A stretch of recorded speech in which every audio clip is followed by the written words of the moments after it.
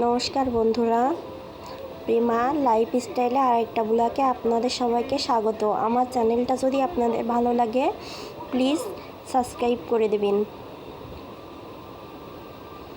আজকে আমি ব্লগটা শুরু করেছি আজকে দুপুরের রান্না নিয়ে। আসলে মধ্যবিত্ত পরিবারে খুব হিসাব করেই দিন চালাতে হয়। আজকে দুপুরে রান্না করব আমি বেগুন দিয়ে ইলিশ মাছ দিয়ে। আর এই যে কালকে রাখছিলাম পটলের খোসা, সেটা ভর্তা করব। আর এই যে কাঁচকলা ভাজি করব বলে ভিজিয়ে রাখছি। আসলে মধ্যবিত্ত পরিবারে খুব হিসাব করে চলতে হয়। স্বামীর আজকে খেতে ইচ্ছা হয়েছে বেগুন দিয়ে ইলিশ মাছ দিয়ে, তো ফ্রিজে কয় টুকরো ইলিশ মাছ পড়েছিল, তো তাই দিয়ে আজকে বেগুন দিয়ে ইলিশ মাছ দিয়ে রান্না করব। তাই আমি আগে থেকে কেটে গুছিয়ে রাখছি। এই যে দেখেন, এই যে কাঁচকলা কুচিয়ে নিয়েছি, বেগুনটা লম্বা লম্বা করে কেটে নিয়েছি রান্নার জন্য। এই যে আমি এগুলো ধুয়ে রেডি করে নেব। এই যে দেখেন, ধুয়ে রেডি করে নিচ্ছি। এই যে কয়টুকু মাছ পড়েছিল, সাথে 2 পিস তেলাপিয়া মাছও ছিল। তাই দিয়ে আজকে রান্না করব এই রেসিপিগুলো। দেখেন, পটলের খোসাটা ভর্তা করব। এই যে পটলের খোসাটা আমি আগে জল দিয়ে ভাপিয়ে নিচ্ছি। আসলে কি জানেন, মধ্যবিত্ত পরিবারে হিসাব করে চলতে গেলে সবার ইচ্ছা তো পূরণ করা সম্ভব নয়। তাই যে যা ইচ্ছা করে সাধ্যমতো চেষ্টা করি পূরণ করার জন্য। এই যে আমি খোসাটা ভাপিয়ে নেব, এই জন্য অল্প পরিমাণে জল দিয়ে ঢাকনা দিয়ে ঢেকে দিচ্ছি। এবার এদিকে আমি মাছটাকে লবণ হলুদ দিয়ে ভালো করে মেখে নেব। দেখেন, মাছগুলো একটু একটু বলে মনে করেন না যে কিপটে কিন্তু না, যে হিসাব করে চলতে হয়, এই জন্য ছোট ছোট করে কাটছি। সীমিত আয় পরিবারে যদি একজন আয়ের লোক থাকে তাহলে সেই পরিবারে চলা খুবই টাফ হয়ে যায়। কারণ আমরা 3 জন ফ্যামিলিতে, হাজব্যান্ড খুব স্বল্প আয়ের একটা চাকরি করে, তা দিয়ে মাসে চলা সম্ভব হয় না, তো এই জন্য অনেক হিসাব করেই চলতে হয়। এই যে দেখেন, কথা বলতে বলতে আমি কাঁচকলাতে লবণ হলুদ দিয়ে মাখিয়ে রাখছি। আসলে ভাজির তরকারিটা লবণ হলুদ দিয়ে মাখিয়ে রাখলে না নরম হয়ে যায় এবং খুব তাড়াতাড়ি ভাজি হয়ে যায়।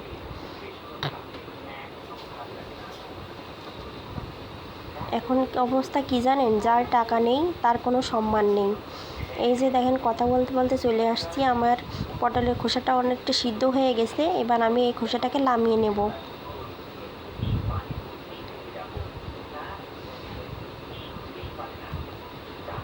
এই যে খোসাটাকে নামিয়ে নিচ্ছি। আসলে জামার যদি টাকা থাকতো তাহলে পরিবারে অনেক সম্মান পেতাম। জামার টাকা নেই বলে পরিবারে কোনো সম্মানই নেই। এই জন্য টাকা ইনকাম করা অনেক জরুরি। এই যে কথা বলতে বলতে আমি যে ভর্তাতে যে মশলাটা দেব সেটা আমি শুকনো খোলায় ভালো করে ভেজে নিচ্ছি, মানে হালকা হালকা ভাজি করে নিব। দেখেন, নাড়াচাড়া দিয়ে আমি ভাজি করে নিচ্ছি। ভাজি করে এটা আমি নামিয়ে রাখবো।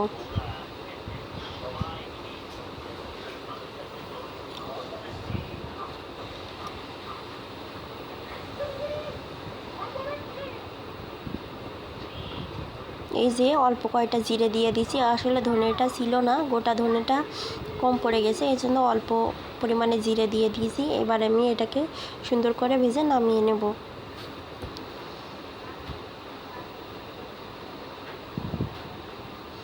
এই যে নামানো হয়ে গেছে, আমি কড়াটা ধুয়ে কড়াইতে তেল দিয়ে দিচ্ছি মাছ ভাজি করার জন্য। এই যে দেখেন, তেলটা দিয়ে দিছি। এবার তেলটা গরম হলে আমি কড়াইতে মাছগুলো দিয়ে দেব। আসলে কি জানেন, টাকা পয়সার যদি অভাব থাকে না তাহলে পরিস্থিতিতে চলা খুবই কঠিন হয়ে পড়ে। এই যে আমার গ্যাসের চুলাটা নষ্ট হয়ে গেছে, তো কিনতেও পারছি না, তো এইভাবে মানিয়ে নিয়ে চলতে হচ্ছে আর কি। দেখি কবে টাকা হয় তখন এটা চেঞ্জ করার ব্যবস্থা করব। এই যে কথা বলতে বলতে আমার মাছগুলো ভাজা হয়ে গেছে। দেখেন, এই যে কড়াইতে তেল আছে, তেলে আমি গোটা জিরে ও একটা শুকনো লঙ্কা চিড়ে দিয়ে দিয়েছি ফোড়ন দেওয়ার জন্য। বেশি কিছু দেবো না, আমি আগাগোড়ায় বলে আমি কম মশলায় রান্না করি। এই যে বেগুন আলুটা কেটে রাখছিলাম সেটা দিয়ে দিচ্ছি।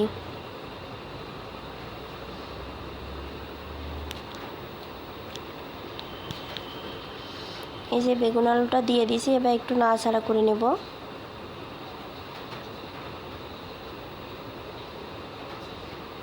দেখেন নাড়াচাড়া করে নিয়ে ভাজি ভাজি করে নিব, কারণ আমি খুব অল্প পরিমাণেই ঝোল রেখে আগের থেকে বলছি আমি তরকারিতে বেশি ঝোল রাখি না, কারণ আমাদের বাড়িতে কেউ ঝোল পছন্দ করে না। এই যে পরিমাণ মতো লবণ দিয়ে দেব।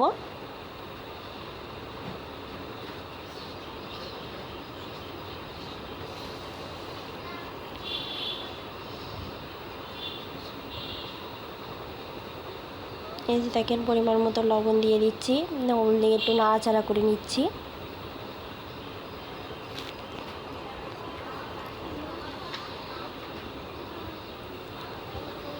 এবার হলুদ দিয়ে দিলাম। এই যে পরিমাণ মতো হলুদ দিয়ে দিচ্ছি। হলুদটা দিয়ে বেগুনটা ভাজি করে নিব।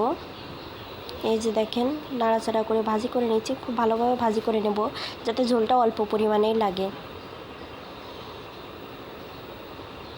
এই যে ঢাকা দিয়ে দিয়েছিলাম, এবার ঢাকনাটা দিলে দেখি তেলটা ছেড়ে দিয়েছে। এবার আমি পরিমাণ মতো একটা জল দিয়ে দেব।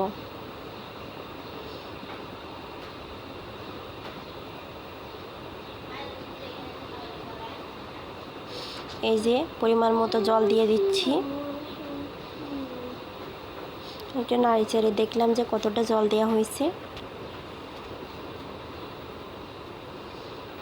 আর একটু পরিমাণে জল অ্যাড করলাম, মনে হচ্ছিল একটু জল লাগবে, একটু পরিমাণে জল অ্যাড করলাম। এবার আমি ভেজে রাখা মাছগুলো দিয়ে দেব, কারণ মাছটা জাল হতে একটু সময় লাগবে তো, কারণ আমি ঝোলটা তো বেশি রাখি না, এই জন্য সাথে সাথে মাছটা দিয়ে ঢেকে দেবো।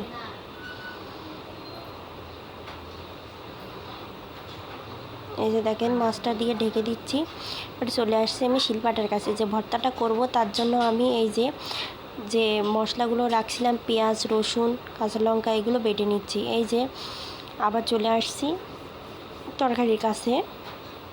দেখেন তরকারিটা প্রায় হয়ে গিয়েছে, আমি নাড়াচাড়া করে দিচ্ছি। এবার আমি কিছুটা ঝোল তুলে যে জিরে বাটা দেবো তরকারিতে। আমি অল্প মশলায় রান্না করব তো শুধু জিরে বাটা ইউজ করছি। যে জিরে বাটায় একটু জল দিয়ে জিরে বাটাটা গুলে নিচ্ছি। গুলে নিয়ে আমি এবার তরকারিতে জিরে বাটাটা দিয়ে দেব। এই যে দেখেন জিরে বাটাটা গুলে দিয়ে দিচ্ছি। এবার একটু ভালো করে বাটিটা ধুয়ে দিচ্ছি যাতে মশলাটা বাটিতে না লেগে থাকে। সব কিছু যে এত দাম, মধ্যবিত্ত সংসারে চলা খুব টাফ হয়ে যাচ্ছে, এই জন্য কোনো কিছু নষ্ট করার কথা মনেই আসে না। এর জন্য আমি মশলাটা বাটি ধুয়ে দিয়ে দিলাম, আপনারা কিছু মনে করবেন না।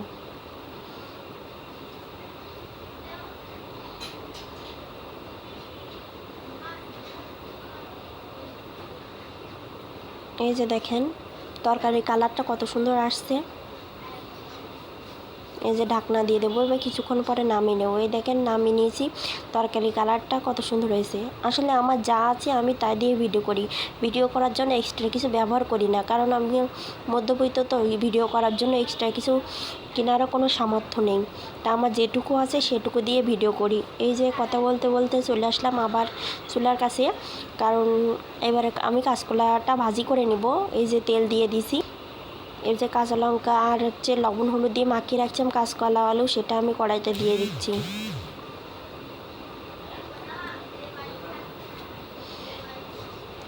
এই যে দেখেন কড়াইতে দিয়ে আমি ভাজি করে নেব।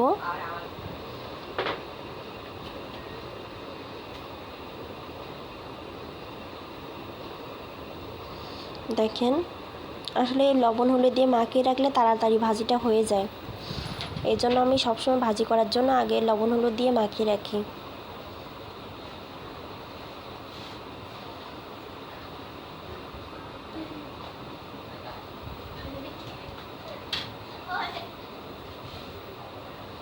এই যে আমি ঢাকনা দিয়ে দিচ্ছি যাতে ভাজিটা তাড়াতাড়ি হয়ে যায়। এই যে ঢাকনাটা সরাই আমি আবার একটু ভাজি করে নিচ্ছি।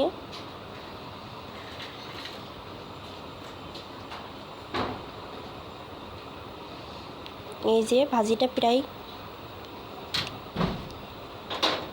হয়ে যাচ্ছে।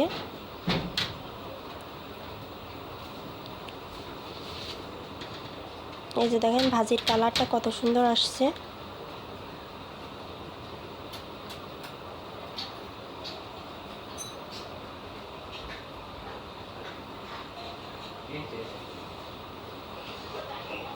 দেখছেন কথা বলতে বলতে ভাজিটা হয়ে গেল। এই যে ভাজিটা আমি এবার নামিয়ে নেব। দেখেন ভাজিটা নামিয়ে নিয়েছি, ভাজির কালারটা কত সুন্দর এসছে। এবার আমি আবার চলে যাব কড়াইয়ের কাছে। কড়াইতে এই যে ভর্তাটা করব, ভর্তার জন্য আমি কড়াইটা ধুয়ে রেডি করে রাখছি। এবার আমি কড়াইতে দিয়ে দেবো পরিমাণ মতো সরষের তেল,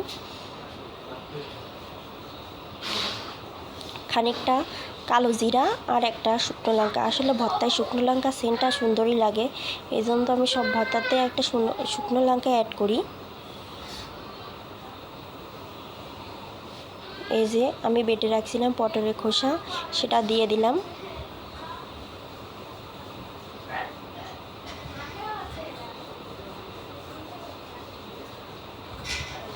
এই যে দেখেন কত সুন্দর হয়েছে ভর্তা কালারটা। এবার আমি এটাকে নাড়িচাড়ে শুকনো করে নেব। এই যে তেলের সাথে ভালো করে মিশিয়ে নিচ্ছি।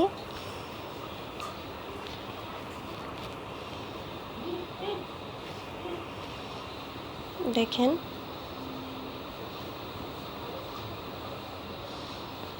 এভাবে আমি বারবার নাড়াচাড়া করে দিচ্ছি যেন তলায় না লেগে যায়।